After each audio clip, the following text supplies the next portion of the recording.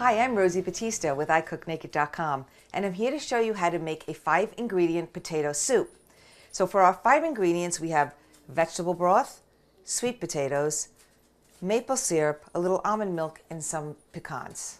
So I've scrubbed my sweet potato skins, and now I'm going to cut my sweet potato into cubes. Halfway first, and put them into the pot.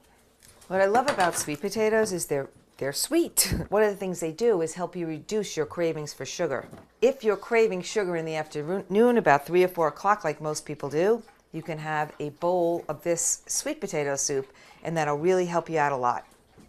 So now to our cubed sweet potatoes, we're going to add 2 cups of vegetable broth.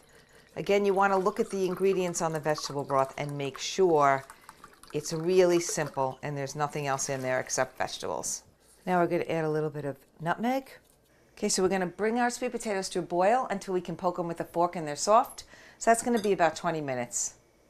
So now our potatoes are nice and soft. So what we're going to do is take half of our mix and put half in our serving bowl and half in the blender so that we can add the last 3 ingredients. So we're going to leave half of our chunks in the bottom of the pot and put the rest of it into the blender. I'm going to add our maple syrup, our almond milk, and our spices, cinnamon and nutmeg. Now we're going to blend this together, creamy and smooth. We're going to take the rest of the other half of our soup and pour it into our serving bowl. And then on top of that, we're going to add our pureed.